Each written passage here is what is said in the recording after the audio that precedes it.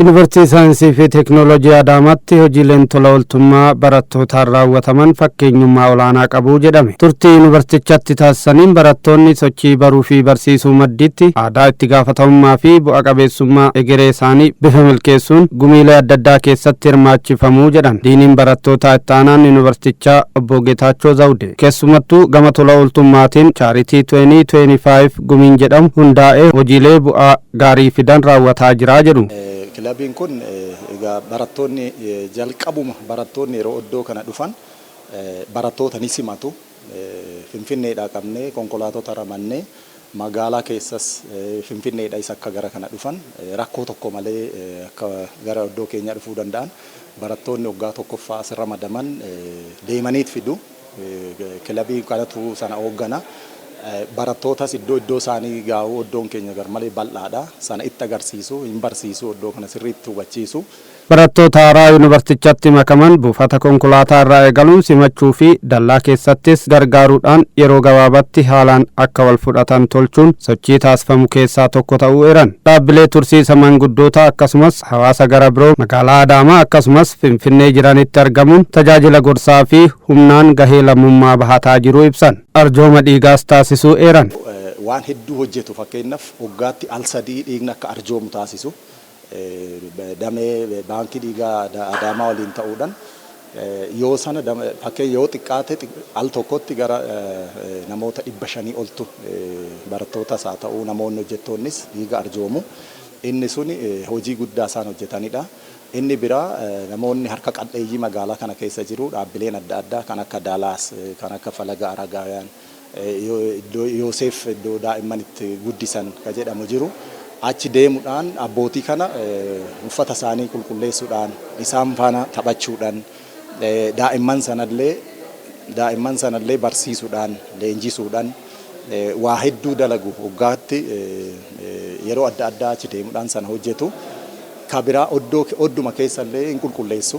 Hojiilee tola ooltummaa barattoonni raawwatan akka fakkeenyaatti fudhachuunis abbaan taayitaa dhaabbilee hawaasa siivilii Itoophiyaa waltajjii leenjii hubannoo cimsuu barattoota kanneeniif qopheessuu kaasan. Ammaan kana leenjii kana barattoota kanaaf barattoota 50 laatama leenjiin kun barattoonni 50 kun leenjii kana erga fudhatan booda tola ooltummoota hedduu biyyattii kana yookaan barattootas haa ta'uu namoota birootis baay'ee isaanii oomishuu akka danda'anidha. Biyyattiin kun tola ooltummaadhaan waa argachaa jirtu yookaan tola ooltummaa irratti baay'een hirmaachaa jiru.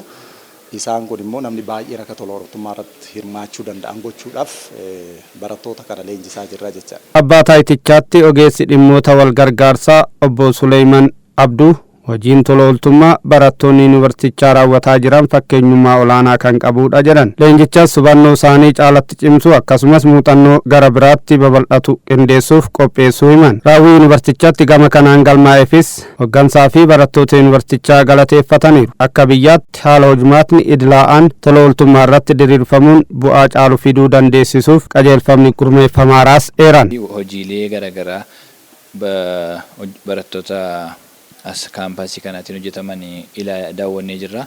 Isaanis bifa pirezenteeshiniitiin nu qopheessanii jiru. Dhugumatti kan dhaabbati kun baay'ee tola ooltummaa irratti kan baay'ee barattoota isaanii jajjabeessanii wajjin hojjetaa jiranidha. Kun immoo yuunivarsiitiilee biraadhaaf illee kan fakkeenya ta'udha. Amma kan akka ijoolleen kan maallaqaan illee hin tilmaamamne wantoota garaagaraa mooraa kana keessatti hojjetaniiru. Mooraa kana keessa qofa osoo hin ta'in dhaabbilee garaagaraa wajjin walitti hidhamiinsa uumanii bakkee yuunivarsiitii kana alatti jechuudha magaalaa Adaamaa irratti wantoota garaagaraa hojjetan nuuf dhiyeessaniiru. Kun dhugaadha. Yuunivarsiitiilee biraadhaaf illee nuyyuu akka fakkeenyaatti qabanne yuunivarsiitiilee biraadhaaf kan ibsinu ta'a. Baay'ee hojiin isaanii kan galateeffamu ta'a. Asumaan itoo bira darbiin maanajimentii Adaamaa yuunivarsiitii baay'een galateeffachuu barbaada. Deeggarsaan ijoollee kanaaf godhanii fi dhaabbati keenyas immoo wantoota garaagaraa waan godhamuu qabu gara fuulduraatti kan itti yaadutaa jedheen yaada. Barattoota leenjichaa irratti hirmaatan keessaa kanneen dubbifne yaada kennaniin. Wanna kana raawwachuun jalqabaa gammachuu sammuutu jira. Namni tokko yeroo baay'ee nama rakkatu tokko karaarraa yoon arge kiisii kiyyatti homaa hin baadhu yoon ta'e hidhiidhuma xuuxeen bira darba homaa gochuu hin danda'u. Namni nama ta'e kamiyyuu nama rakkatu ilaaluun jaalatu. Nama rakkate kan ammoo yookaan nama humna dhabe ta'uu danda'a. Nama waan tokko ta'e gargaaruurraa wanti argamu gammachuu sammuudha. Namni gaafa wal gargaaru gaafa rakkina wal oolchu lafa kanarratti wanti nama caalu gatii qabu hin jiru። ያው በጎ አድራጎት ማለት ከሰው ከሌለው ላይ መስጠት መቻል ሳይሆን ካለው ላይ የተወሰነውን ነገር አስቦ ይሄ ነገር ለዛ ሰው ይጠቅማል ብሎ የሆነትም ይሆናል ከመቆረስና ከመጨነቅ ተነስቶ የሚያደርገው ነገር ነው ብዬ አስባለሁ።